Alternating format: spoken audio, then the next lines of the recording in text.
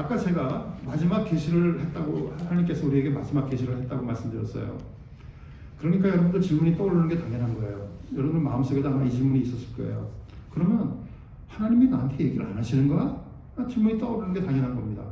그런데 우리는 그것을 어떻게 보냐면은 새로운 계시를 여러분께 주시지 않습니다. 그렇지만 이미 주신 말씀을 통해서 역사하십니다. 그거를 대표적으로 알 수 있는 것이 뭐냐? 히브리서 4장. 하나님의 말씀은 살아있고 활력이 있어서 좌우에 날선 어떤 검같이 어떤 검보다도 예리하여 혼과 영과 관절 및 골수를 찔러 쪼개기까지 하며, 바로 이 내용이 그 내용인 것이죠. 성경 말씀은요 그냥 진리만 알려주고 사실만 알려주는 그런 내용이 아닙니다.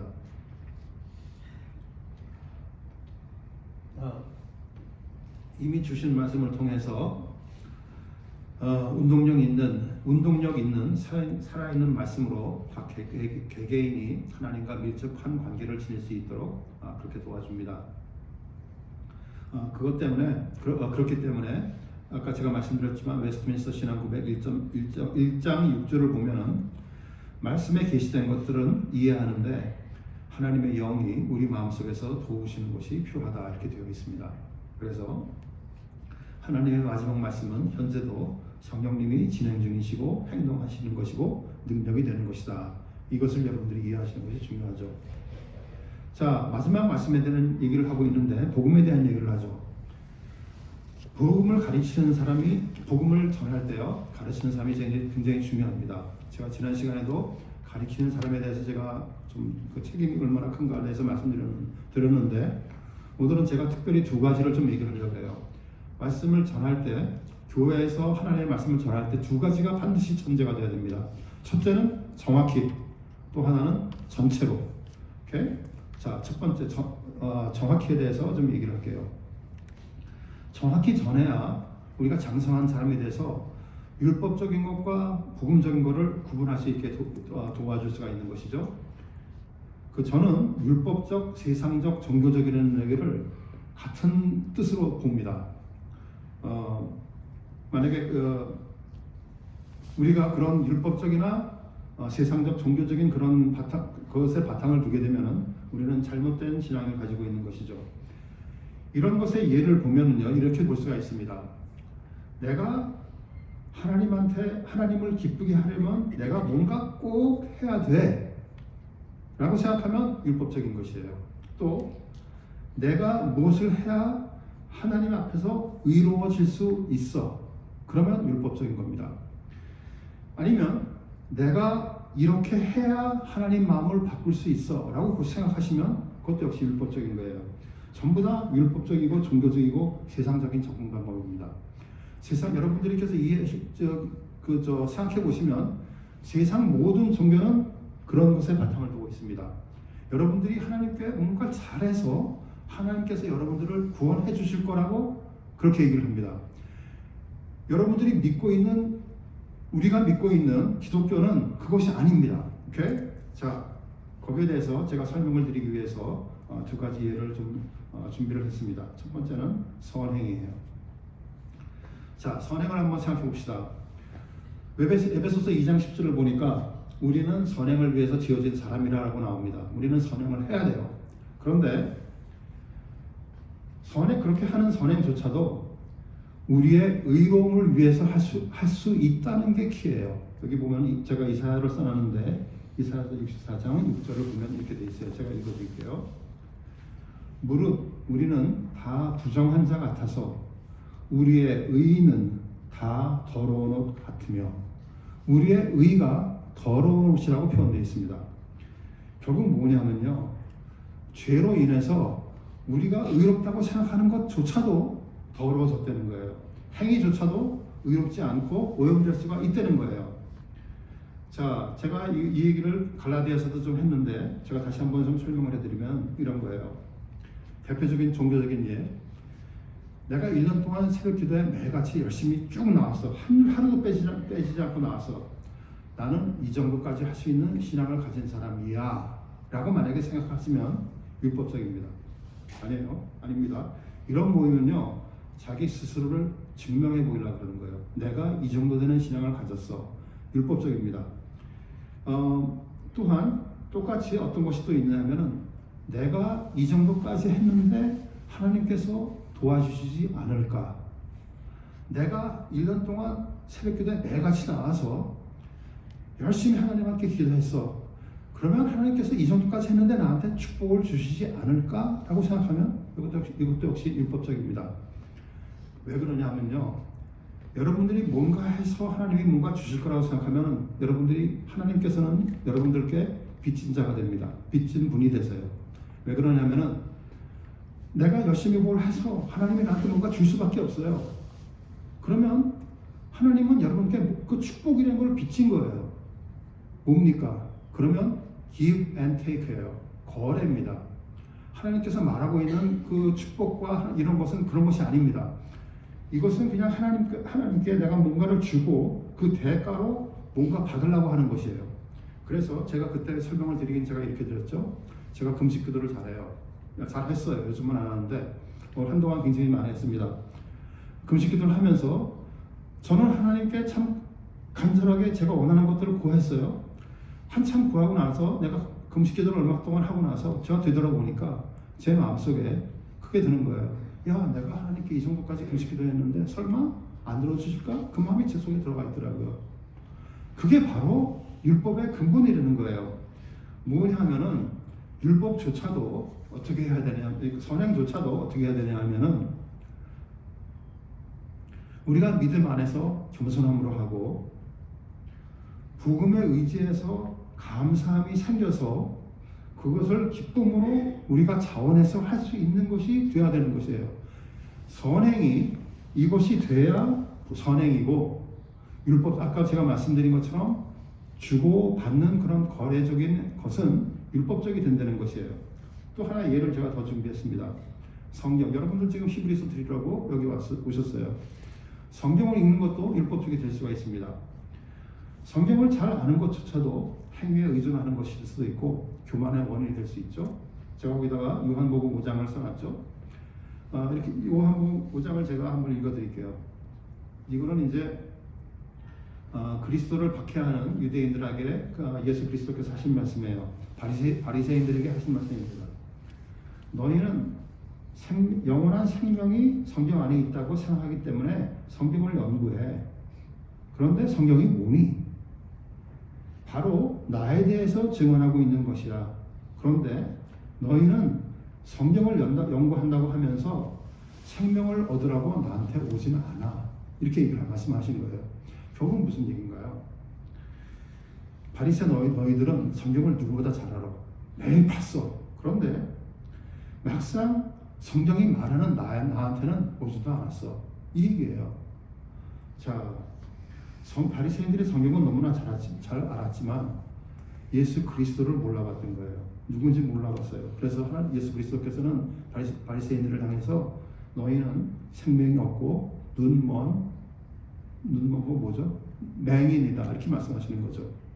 자, 그래서 이제 생각해 보면 제가 지난 시간에 성경을 아는 것이 얼마나 중요하다에 대해서 여러분께 아주 오랜 시간에 걸쳐서 말씀을 드렸습니다.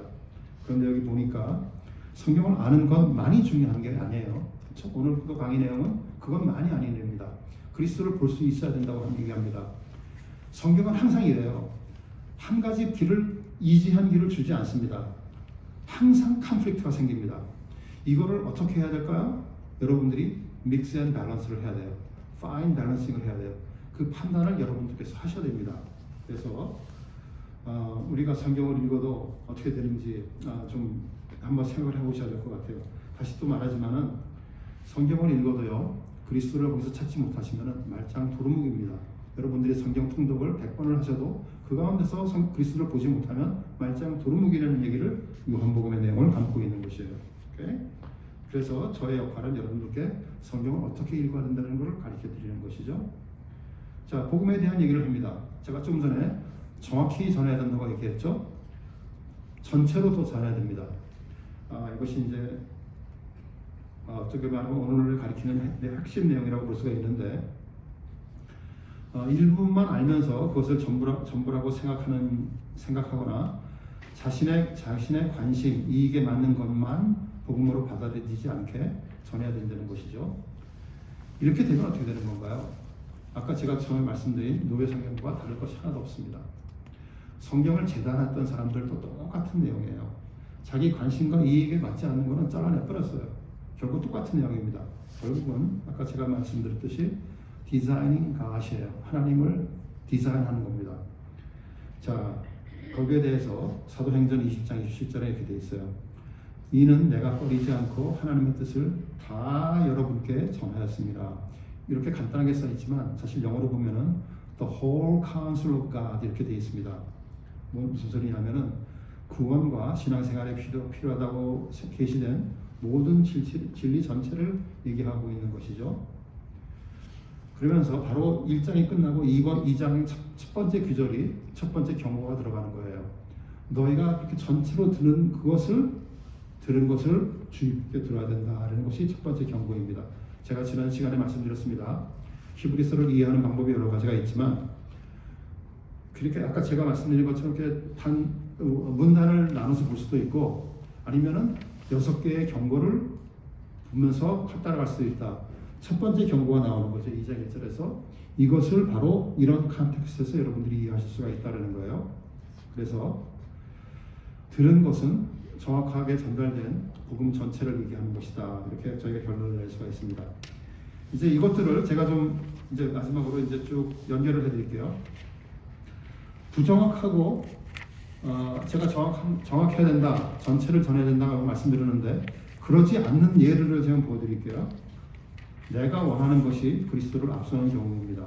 첫 번째, 세상적 삶에서 만족치 못하고 믿음 안에서 행복을 찾는 경우, 걱정을 잊고 안정과 위로를 찾는 경우, 혼돈스러운 세상에서 인도하심을 바라는 경우, 질병 치유를 바라는 경우, 삶의 목적이 도덕적인 선한 삶을 사는 것이 목적인 경우, 이런 경우는요 결국은 무슨 얘기냐면은 결국 뭐냐?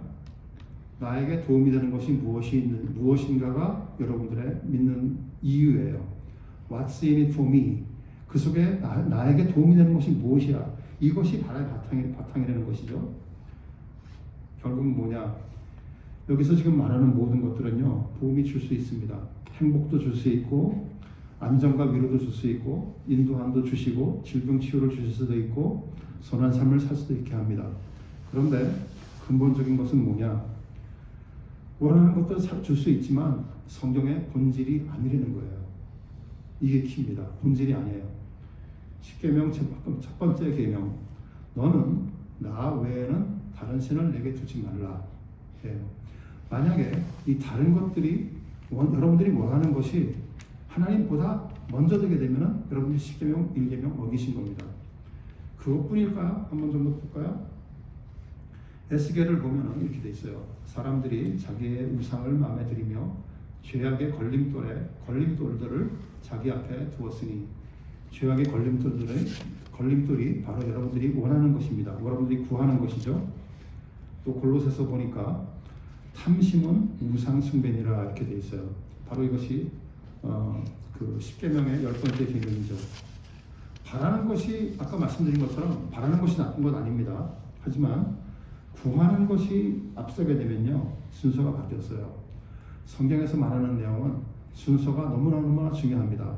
그리스도 앞에 하나님 앞에 다른 것이 먼저 오느냐 아니면 하나님 후에 오느냐, 그게 키라는 거예요. 갈라디아서를 얘기할 때 제가 말씀드렸지만은 만약에 다른 것이 하나님 앞에 오게 되면은 그것은 다른 복음이 아니고 다른 복음이 되는 거죠. 거짓 복음이 되는 겁니다. 그래서 여러분들이 구하는 것들이 가짜 구원자가 된다는 것이죠. 잠시 만족을 줄 수 있습니다. 돈이 많으면 여러분 평안해집니다. 여러분들이 가정이 화목해지면 좋습니다. 그런데 그것이 본질이 아니라는 거예요. 그것들이 복음에서 여러분들을 멀어지게 만들 수가 있다는 겁니다.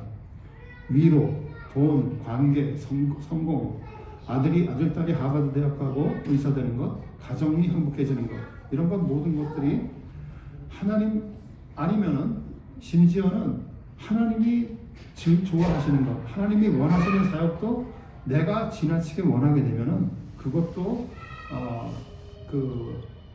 우상이 될 수 있다는 것이죠. 만약에 본질적인 것들을 빼놓고요, 여러분들이 바라는 것만 구하게 되면은 결국 노예 성경을 만들었던 사람들과 다른 것이 아무것도 없습니다. 여러분들이 구하는 것을 그 농장 주인들이 아까 제가 말씀드렸던 것처럼 구약의 90%를 잘라냈고 신약의 50%를 잘라냈습니다.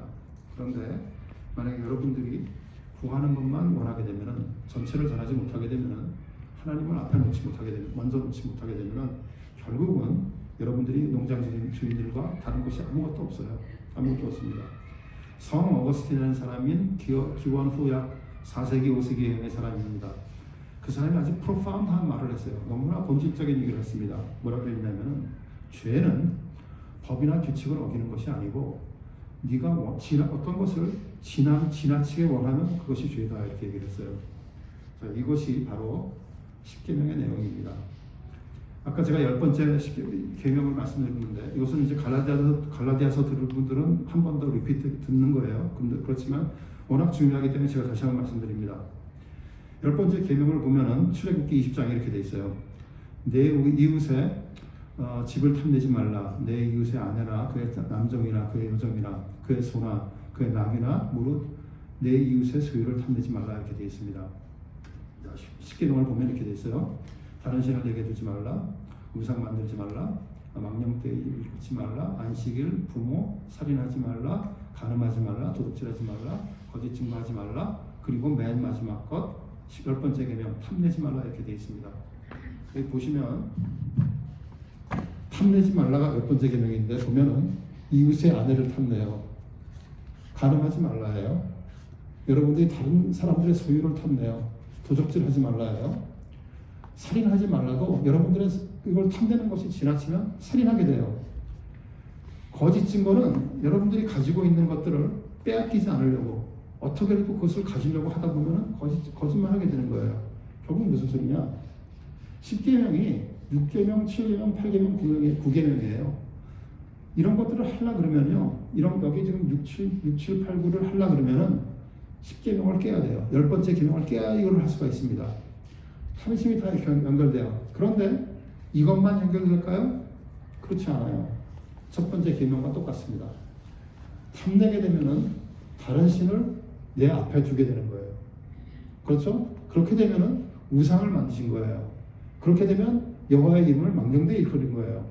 결국 뭐냐? 10계명 전체가 다 탐내지 말라예요.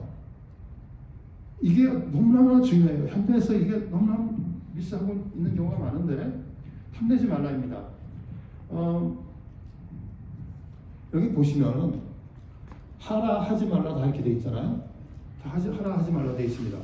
그런데 탐내지 말라는 뭐에 대한 건가요? 여러분의 행동에 대한 게 아니에요. 행위에 대한 게 아닙니다. 여러분들 마음속에 뭐가 들어가 있느냐예요.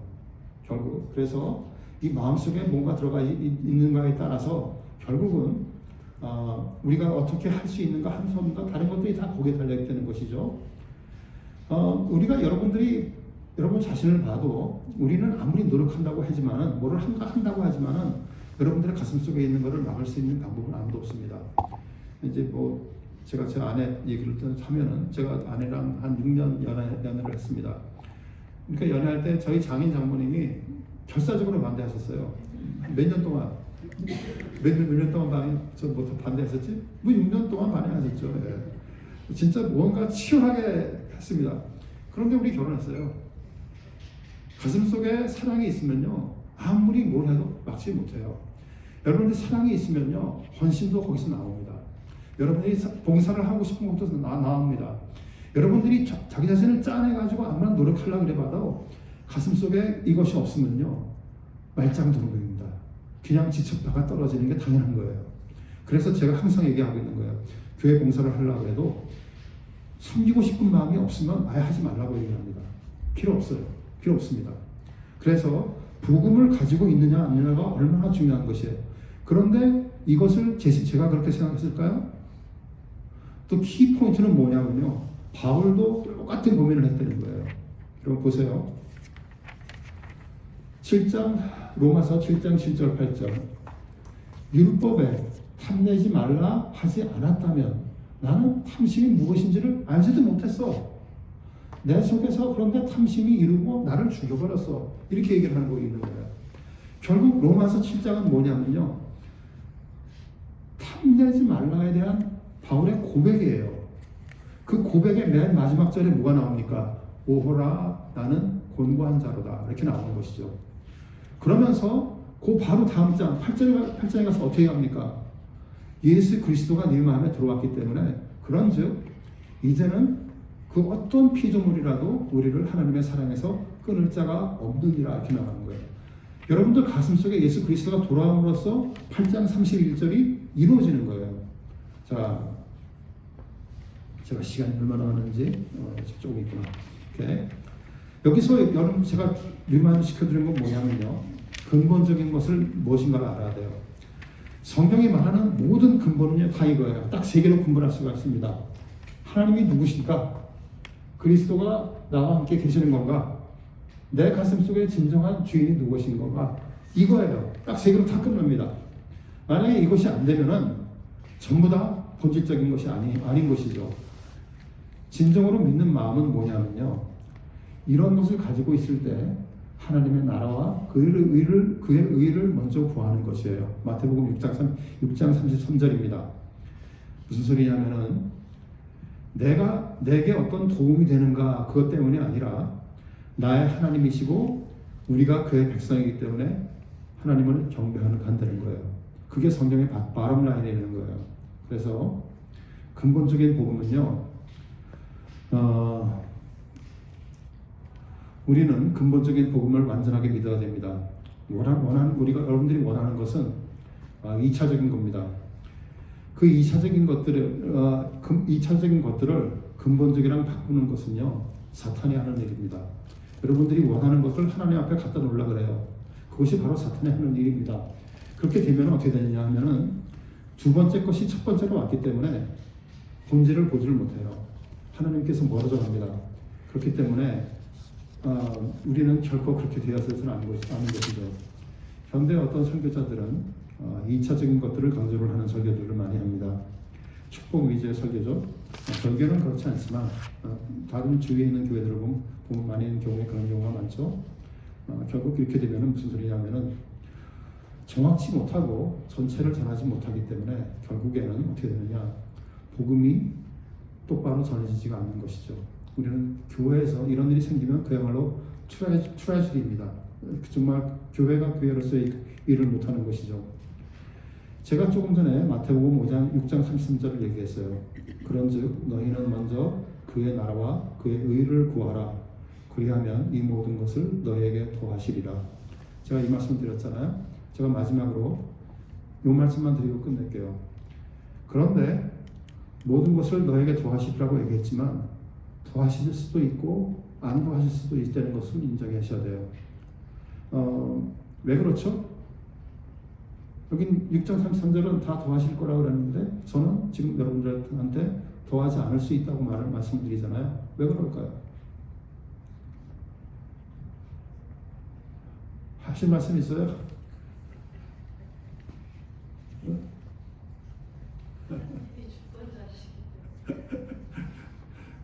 맞아요. 맞는 말인데 제가 좀 다르게 표현해 볼게요.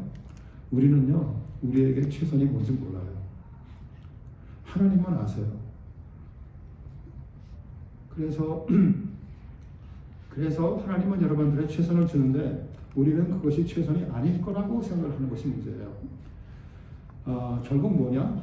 하나님이 주인이시면요, 아까 제가 하나님이 주인 된 거를 여러 번 얘기했잖아요. 하나님이 주인이면요, 주인이 선하게 인도하신다는 것을 믿고 따라가는 것이 바로 우리의 할 일인 것이죠. 진리의 하나님이 나의 모든 것, 또 하나님이 나를 창조하셨고 나를 구원하셨고 내가 필요한 것, 모든 것이 되신다는 고백을 할 수가 있어야 되는 것이죠. 그렇게 될 때 우리에게 최선을 준비하시는 하나님을 믿고 따라갈 수가 있는 것입니다. 그렇게 되면 어떻게 되는가 하면 모든 것이 합하여 선을 이루게 되는 것이죠. 로마서 8장 28절 제가 읽어드릴게요. 하나님을 사랑하는 자, 하나님을 주인으로 삼는 자, 내 가슴속에 하나님을 모신 자, 하나님이 누구신지 아는 사람, 이런 사람은 곧 그의 뜻대로 부르심을 입은 자들에게는 모든 것이 합력하여 선을 이루느니라. 내가 원하는 선이 아니고 하나님께서 하나님의 뜻에 따라서 여러분들에게 주시는 최선, 그거를 주실 거라는 걸 믿고 따라가는 것이 바로 8장 28절의 내용이에요. 그래서 오늘 그 내용은 우리가 복음에 대해서 한번 깊이 좀 생각을 해봤습니다. 여기까지입니다. 오늘 저 마지막으로 우리 작년 박 집사님 좀 광고 좀 해주시고 기도해 주시고